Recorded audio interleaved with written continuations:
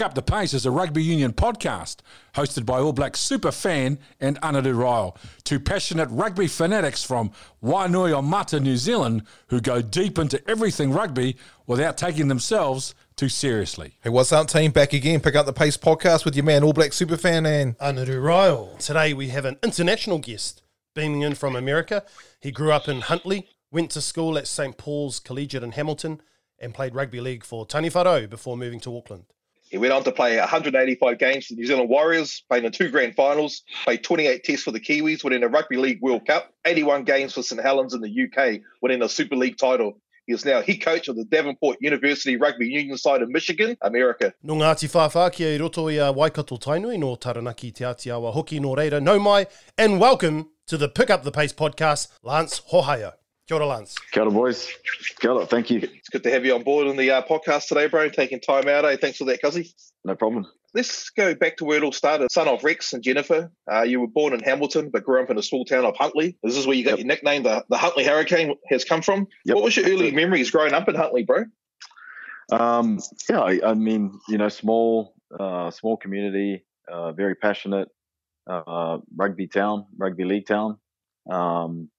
You know, I had some close mates that I grew up with and got into some mischief with and played some footy and had some fun. It was a good place to grow up. You know, spent a little bit of time on the farm. Sort of in my teenage years, we moved sort of out of town and down to the farm. And I remember training hard and enjoying summers and playing footy and hanging out with my friends. And overall, as I've said before, it was a good place for me to you know, I guess hone my talents in footy, and you know, it was a good place to grow up. Bro, how many brothers and sisters do you have? And you know, did you all get along as kids? Who was the mischief one or the spoilt one? Yeah, we've got quite a big family actually. Dad was married twice, so we got 7 brothers and sisters. So 3 older half sisters and a half brother, and they're sort of a lot older than us. And we all grew up in the same house when we were young, and I got 2 younger brothers and my full brothers. And the older siblings were sort of teenagers when we were, you know, younger than sort of 10. My brothers and I sort of between 1 year and 2 years apart.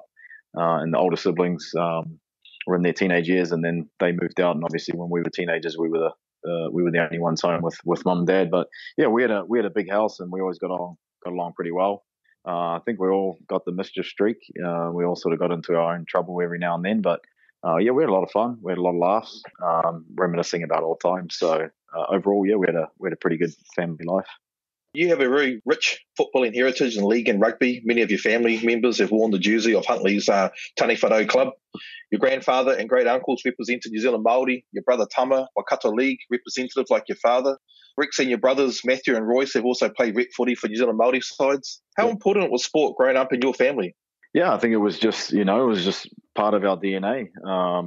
You know, I grew up around the sport. You know, Dad played and coached, and my older brother played and he was in the teams that Dad was coaching, and Dad sort of finished coaching by the time I was playing in my teenage years, but I was always traveling with teams that he was coaching and managing, and my older brother was playing in when I was, you know, sort of 8 to 12, and you know, kicking the ball around and ball boy for the games and traveling on the bus with the team. So it's pretty much been my entire life, you know, being involved with you know, footy teams and being around guys that you know how to play their way around the field. And growing up, who were your childhood heroes? My older brother was always one. I mean, I really enjoyed the way that he played. I think we played very similar styles, and he was smaller in stature like myself, and but he was very courageous, very skillful. You know, never took a backward step. So I always looked up to him. But on the professional side, you know, Stacey Jones, when I was coming through before I was at the Warriors, he was someone I looked up to for obvious reasons. You know, he was a superstar at the time when I joined the team. But I also like guys, you know, Wally Lewis, Laurie Daly, Ricky Stewart from the generation before him. Always watched the State of Origin games with Dad, and just really enjoyed the way that they kind of controlled the games, and you know, were smaller guys but had a lot of skill and had big impacts on the game. So you played for Rugby Union for St Paul's Collegiate School on Saturdays and Rugby League for Tani Whānau on Sundays. What did you enjoy the most, bro? Rugby or league? Hard to say. I think, I really enjoyed both. I like playing union. I enjoyed, I had, obviously I went to school. I got a scholarship to go to St. Paul's, a rugby scholarship or a sports scholarship. So I had a lot of mates that I played with. So I enjoyed the fact that, all of my schoolmates were playing on the same team as me.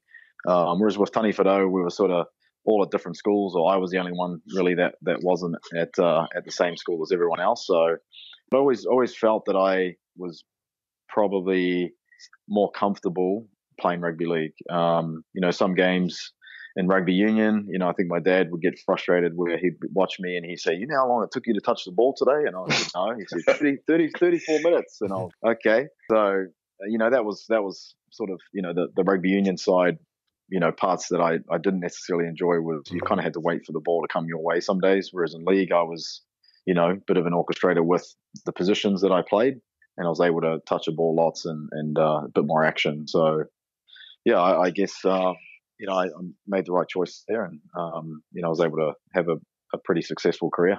So I just wanted to touch on that choice. So at what point did you decide that rugby league was actually going to be the game that you would pursue further?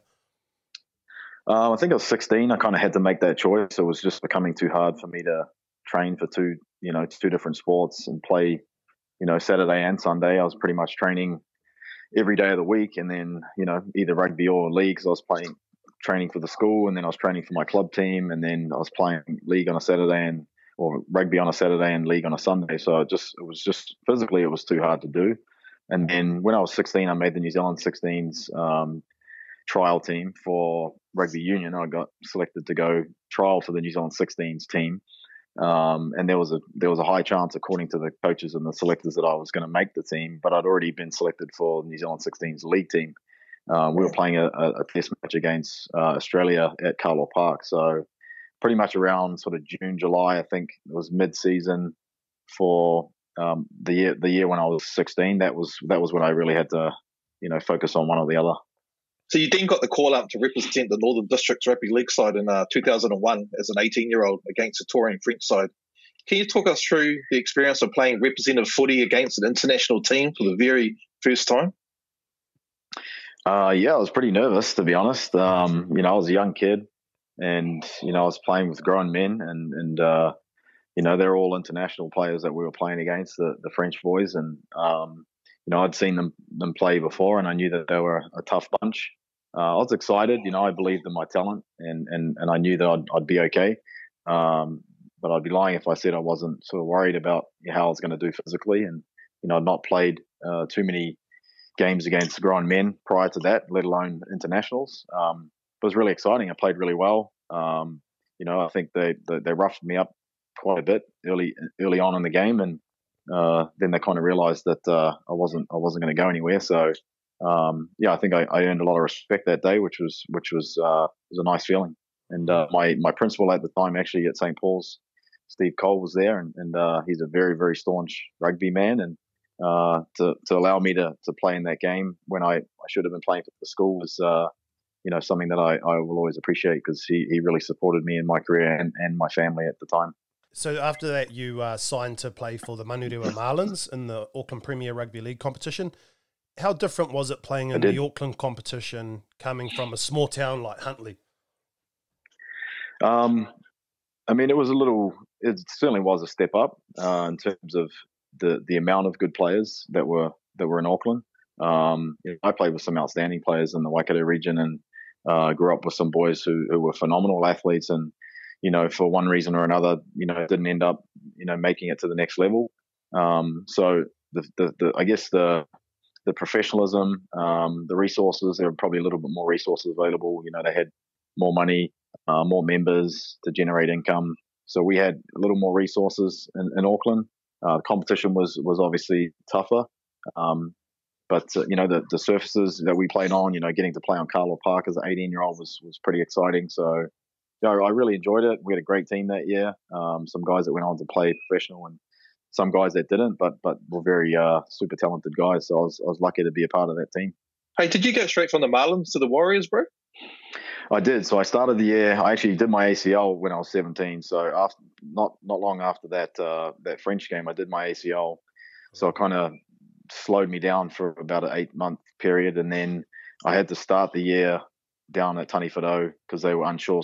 I was coming back from my surgery. I hadn't played in 8 months, and Daniel Anderson came and watched me play one of my games. I think I scored 3 tries, and he said, "Yep, let's get you up to Bartercard." And that was when I went to Manurewa, and then played the full season. I think the back end of the season that year, 2001, and then Daniel offered me a contract after that season and said, "We want you full time at preseason that year." That was 2001, so that was my last year in high school. So you made your NRL debut for the Warriors against the North Queensland Cowboys in 2002 as a 19-year-old. What are your early memories of this match, bro? Nerves again. I think Daniel had a lot of faith in me, and my teammates did as well. And I know I'd trained really well that summer and that off season. I had sort of 3 months really to get ready for that game. It was kind of unexpected that I was going to play. I wasn't expecting to play that soon. I think PJ Marsh broke his ankle, and then Monty Beetham did his ACL. So we had some pretty bad injuries to the team in positions that I was looking to play. And then it opened up a spot for me to move into the team. So, I remember traveling with the team and just being like, man, this is surreal, sitting next to, guys like Kevin Campion, Ivan Cleary, and who ended up coaching me later in my career, and Stacey and the like. And I really enjoyed the game. I remember I scored a try off a scrum. My mate Brent Webb set me up, put me through a hole, and all I had to do was put it down. And that was a great experience, and I'll remember that for a long time. So your debut season, the star-studded Warriors made the grand final against Brad Fittler's Roosters. So as a young fella coming all the way from Huntly, what was it like running onto the Sydney Telstra Stadium in front of 80,000 people? To be quite honest, I don't remember. It was a long time ago. What I do remember, the game was a bit of a blur. I do remember parts of the game. I remember the disappointment, obviously, at the end. I remember the excitement. I remember the week leading up to it, the grand final breakfast, the training sessions, the hysteria around the country. I remember all of that. And I do remember running out at the very first part of the game and just thinking, whoa, my goodness, what am I doing here? With, the lights and the people and the crowd. And it was a pretty unreal situation. Obviously the next time around, I was able to remember a lot more 10 years later. But that very first year was it was a roller coaster ride, and it was a great team we had, and a lot of fond memories of that year. And unfortunately, as I said, I don't remember too much of the game because it was such a long time ago and I was so young. I just kind of whizzed by, and the game was over. Just wanting to jump forward a bit now to January 2009, when the Warriors were rocked by the heartbreaking drowning of the brother Sonny Hohaia, after he was caught in a rip while trying to save his brother and his cousins. A young man, 20 years old, in his prime. How did the team at the time deal with this terrible accident? I think it was hard for us to deal with it, to be honest. Death is never a pleasant thing. And, I actually talked about this when I was back in New Zealand last, and got pretty emotional about it. And I still feel that way now. It was a tough time for us, all of us, and I still feel for Sonny's family. And, I don't think we really were able to deal with that, in the right way. It was just hard. You're a professional sports team. You got to get out there, you got to do your job. And, some days, there were a number of us that weren't feeling like, supermen that we were supposed to be. And, we did the best we could. And the coaching staff were great. They really understood, and we were all in it together. And ultimately, I think we know the guys in the team still use that as a way to bond and to stay strong for each other. So it was a tough time, and as I said, we got through that together, and it was something that we'd hope that no one ever has to experience again. 2011, you fought the Warriors. The team made it to another grand final against Manly. You guys played some bloody good footy that year, but unfortunately you went down 24-10.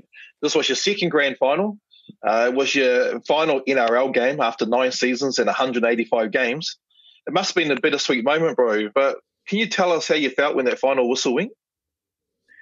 Obviously, the biggest thing that I remember again is the disappointment. I we had such a great year. I knew it was the end of the road for me at my time with the Warriors, and but I was also very thankful and very happy, very content with the career that I had, and will forever be thankful for the Warriors for the opportunities that I had with them. And I look back on my memory on my career with very fond memories, and just really enjoyed that year. Really enjoyed that year with the guys. Probably more so than other years. I think 2008 was another really good year for us and for me individually. And 2011 was special, obviously, to play in the final and for that to be my last game. I still have the jersey and try it on every now and then to make sure that I haven't got fat. I enjoy it. Yeah, I really have a lot of fond memories of my time, and I'm still close friends with a lot of those boys in the team. Hey, so you played for the Warriors from 2002 to 2011, probably the most successful period for the club. Looking back at your time at the Warriors, what were you most proud of? I think, individually for me, I just, I was proud that I felt that I always put the team first. I could have made decisions for myself to, earn more money and leave and do things that I wanted to do. But, I sort of made a choice to put the team first and stay in New Zealand and be close to my family. And, I never gave up on my dream to try and win a championship and a premiership with the team. And unfortunately, we couldn't quite get there. Got close on 2 occasions. But, I look back, as I said, I'm proud and I have no regrets, and pretty thankful for the lessons and the experiences I had there. Just want to touch on your Kiwis career. So after your debut season in the NRL, you were selected to play for the Kiwis for the very first time in a one-off test against Australia in Wellington in 2002. Tell us about your debut match for the Kiwis. Obviously you've got all the nerves, the emotions, the haka, everything. Yeah, so obviously it was on the back of that 2002 year, roller coaster year for us. We had a really good year, played some really good footy. So we had a lot of confidence, and at that point, when I made the Kiwis, I was ecstatic. I was over the moon. I'd always dreamt of representing my country, and to get an opportunity to do that was pretty surreal. I remember the star-studded Australian team that we were up against, and that was a pretty intimidating time for me. I remember Gordon Tallis ragdolling me a couple of times during the game, and to remind me that this wasn't the NRL, it was the next step up. So I think I handled myself okay, and I remember that Stacey was playing really well and scored a really good individual try, and it sort of gave us a lot of hope. And he was just that type of player. He could do something out of nothing, and we sort of grew an extra arm and a leg, but it wasn't quite enough on the day. But yeah, the haka was awesome. First time doing the haka. It's just that the tingles and the hairs on the back of your neck stand up, and the adrenaline's pumping, and the emotion is there, and you're thinking about your family, and you're thinking about the game, and your intentions for that next 80 minutes, and just leave it all up there. So yeah, I was pretty happy that I think I was able to do that. And I was lucky to go on and play, another 28 games for my country, and each time it was just as special. As you say, 28 matches for the Kiwis from 2002 to 2011, winning the World Cup against the odds in 2008 and scoring a try in the final against Aussie must have been a highlight for you. Why do you think that 2008 World Cup Kiwi side was so successful? I think a combination of, a number of things. We had great coaching staff. We had great players on the team. We had a good mixture of youth and experience. The majority of the team had been playing finals footy that year, which obviously really helps with guys still being at their peak. A lot of the Warriors players were in the team. We had a really good year that year. And just the belief in that team was something that I probably haven't experienced much in my sporting career. The collectiveness and how quickly we were able to come together, so all coming from different parts of the NRL was just a pretty special thing to do. Obviously, having Wayne Bennett on board, that certainly helped us in terms of kicking us in the butts when we needed it. And Stephen Kearney was doing a great job as head coach as well. And yeah, we just had a great, Benji was on fire that year, and we had a great team. And it was, as you said, our backs were against the wall. no one believed in us, and we sort of used that and used that as motivation, and worked for us. So after finishing up in New Zealand with the Warriors and the Kiwis, you signed to play for St Helens in the UK Super League for the 2012 season. You played 81 matches for them until you were forced to retire in 2015. How different was it playing, bro, for the Super League coming from the NRL? Yeah, it was a little different, obviously. Climate, it was a little colder and a little wetter in the UK, and I guess playing surfaces were a little different. And the UK game is a big strength and power focus, although there is a lot of skillful players littered throughout the Super League. I think there's probably more of a physical game than it was in the NRL. I think the NRL's the pinnacle competition and the elite competition. I think Super League would probably have to agree with that. So there's a lot more skill involved, I would say. Well, I wouldn't say a lot more skill involved, but I would say the NRL probably has more skillful players as well as the physical side, and the focus is around skill. And whereas in the UK, I felt that it was a little bit more geared towards the bigger and stronger players, and that was a bit of an adjustment for me, not being the biggest lad. So it was. But I enjoyed my time there. St Helens was a good team, and I still got some good mates that play over there, and being in Europe was nice to be able to travel and to see different parts of the world. Let's talk about St Helens' 2014 Super League Grand Final win against Wigan. St Helens won that match 14 points to 6, but not without a bit of drama. Wigan prop Ben Flower viciously punched you in the head in the second minute of that match and was red carded. You were forced from the field with a severe concussion. How did this incident impact your health and your career, bro? Yeah, I think it's, obviously a lot has been said about that, and I look back on my time in the UK, relatively well. A little bit disappointed with the way things ended, and I don't hold any regrets.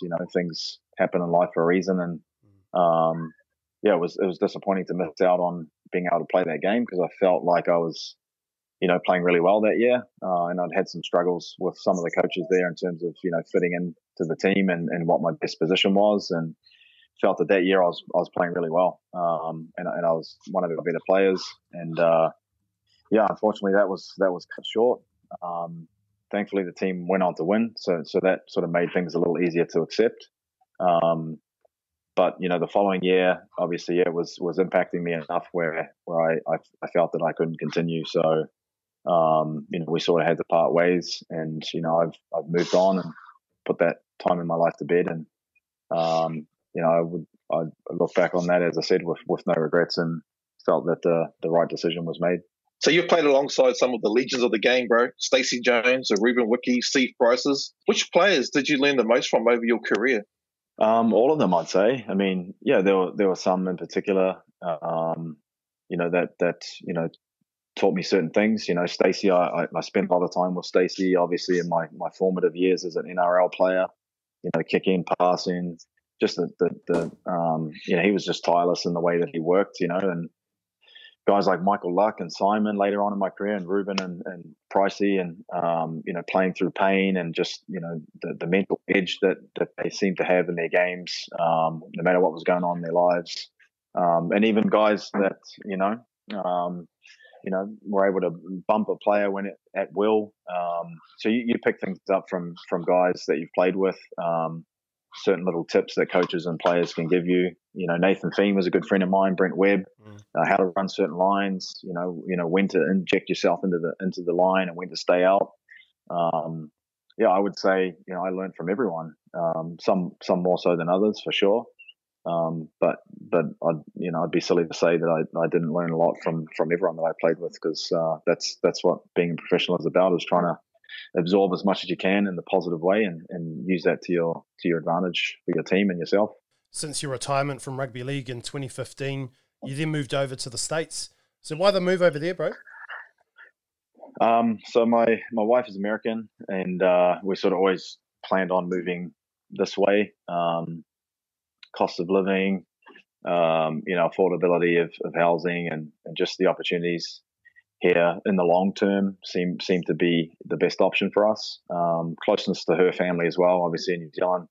If we were to move to Auckland, most of the family don't live anywhere near us. So 2 young kids at the time, we sort of made the decision to move here.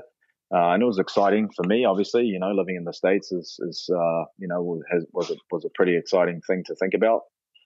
We'd traveled sort of around the world and we'd moved to the UK. So, moving to a foreign country wasn't really that scary to us after, having done that already. So that's pretty much why, we ended up here. And whilst I love New Zealand and there may be a possibility of me coming back, I think I'm pretty content here for now. My family's settled, so I don't think I'll be leaving here anytime. Hey, so you're the head coach of Davenport University's rugby team. Tell us a little bit about the competition, the conference makeup. I think it's called the DA1 League. And then what made you move into coaching rugby again? Yeah, so I think I guess I'll start from when I first moved here. I really wanted to take a break from footy, obviously, with having spent my entire life working towards playing on a Saturday and doing that for a living.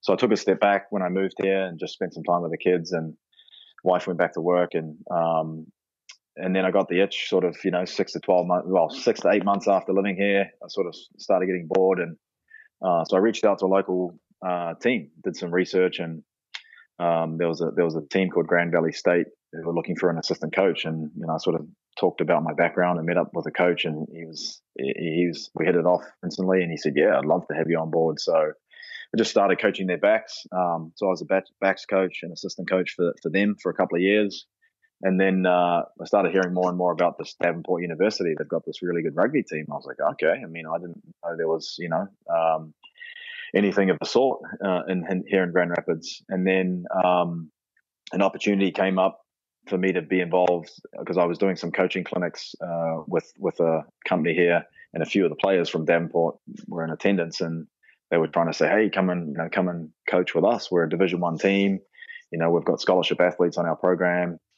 We travel the country. We play in a really good competition." And so I was like, "Oh, that sounds great." So I got involved slowly, and then things weren't going so well with the previous coach, and they pretty much let him go after a period of time. And June last year, I applied for the job and took over the team. And so it's Division One sport over here in the US. It's called a varsity sport, which is funded by the school. So it's fully funded by the school. We travel all around the country. We have athletic scholarships that we offer to national kids and international boys as well. So we've got 4 or 5 South African boys. One boy from Kaitaia, actually up north in New Zealand. He's over here with us too. And we travel all around the country. My job's full time, so I'm paid full time as a coach. Really enjoy it, and we play. It's called D1A rugby, but it's Division 1 rugby. We play in the Mid South, and it's a pretty tough conference. Some of the best teams in the country, and there's a lot of international players here, and I think a lot of people would be surprised at how good college rugby is in the US, because there's some real talent here, both internationally and on the national scale too. American boys, they really got some talent. So yeah, pretty excited for the future of the team. We're heading in a good direction. We're about 11th in the country right now, so we're hoping to move up the rankings and push for a national title in the next sort of 6 to 12 months. So you've coached a bit of college rugby in the US for a few years now. Can you give us your insights a little bit more on American rugby? It's been growing quite a bit in the last few years. Yeah, it has. And I think it is, as it's been talked about in the past, a little bit of a sleeping giant. It's unfortunate that USA Rugby is going through, the national headquarters is going through a little bit of a struggle right now. But I think the game in general there's certainly a lot of, there's a lot of room for growth there. And Major League Rugby started up here. Guys like Martin Onu were over here recently playing. Obviously that's been shut down now because of what's going on with the pandemic. But there's a professional league here, college rugby. There's more and more teams that are, hiring full-time coaches and investing scholarship dollars into the programs, and it's exciting. It's growing at the high school level. Pretty much every high school in Grand Rapids now has a rugby team. It's a club sport, so it's funded by the players and the parents. And we're hoping to get that into middle schools as well, which is very similar to, the same as intermediate back home. and then that's probably where the investment needs to go is at the grassroots level. I think it's probably not as well funded as it should be, but it's heading in a good direction. College rugby for sure is thriving, and now high school rugby is starting to really get to that same point. And I think we'll see, USA Rugby starting to, really show what they can do in the coming years. And so, looking over your whole career, bro, in league and rugby, which coaches have you learned and looked up the most to? Same with the players that I've played against. So I'd say all of the coaches have had an impact on me. I obviously Daniel Anderson initially, he had a lot of faith in me and taught me a lot in terms of the dynamics of the skills that we were learning. And he was a school teacher, so he was very, very detailed in sort of what he wanted and how things should be done. And I learned a lot from him about passing and kicking in particular and running good lines. And obviously Ivan Cleary, I had him for a long time as well, and him being very strong, mentally minded. He taught the team and us a lot about mental toughness. And Stephen Kearney at the Kiwis, he's been a great motivator for me as well. I think those three had probably the biggest impact on me because they've coached me the longest, had the most to do with them.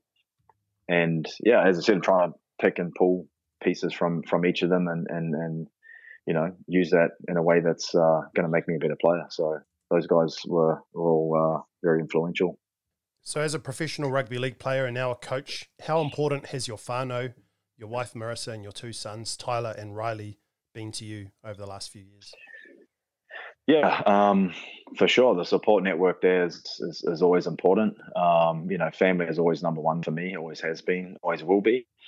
I guess I'm lucky to be able to come over here and, experience a fairly unique life and, coach and give back to the sport that gave so much to me. Obviously rugby and rugby league are a little bit different, of course, but, in terms of what I'm doing now, it's very similar to what the environment that I grew up in and experienced a lot in the times as an athlete. And I just try and impart that knowledge on the guys, and for them too, it's also about the academic side. So it's not only rugby; it's also going to school and going to class and the right thing, and trying to be a bit of a mentor for them. And my kids obviously keep me grounded. I spend a lot of time with them as much as I can, and I'm lucky that my job gives me the flexibility to, not be stuck in an office 9 to 5 or longer than that. I'm able to be around, and as a head coach too, I guess I can make calls to not be there if I don't need to be there. So that's always nice. I got some autonomy there in terms of when we can train and the times, and if I need to be there or not. So lucky that the school trusts me fully to run the program as I see fit, and I'm really enjoying it thus far. So finally, obviously shit is going down right now with the coronavirus pandemic. What's your message for New Zealand, bro, during this time? I guess just stay home and stay healthy, and try and think of others as much as you can. Whilst it might not be impacting everyone in your immediate circles, I mean, it's obviously impacting a lot of people around the world, and obviously on a national scale. I think it's important for everyone to do their part to try and eradicate this as quickly as we can, so that everyone can get back to their normal lives as soon as we can, and obviously save lives in doing so too. Cheers, bro. Hey, we're just going to wrap up with a thing that we do every week, every episode. It's called the Pick Up the Pace Challenge. So we're just going to ask one question, and you've got to name 9 answers in 10 seconds, bro. Okay. So no pressure. Like, no one's won it yet. Steve Hansen was one short last week, and Carl Tanana was a couple. So we owe them. We had a deal that if they won, we'd give them some crayfish, but we decided we'll just give them the legs. All right. So I'll do the timing. You do the counting. Okay. All right. So, Lance, you've got 10 seconds to provide 9 answers to the following question. Okay, you got the time ready, brother? Yep. Yeah, all right. All good. Lance Hohaia, name for me 9 current or former New Zealand Warriors players. Go. Roger Tuivasa-Sheck, Stacey Jones, Michael Luck, Simon Mannering, Nathan Feen, Wade McKinnon, Brent Webb, Steve Price, Ruben Wiki, Brent Tate.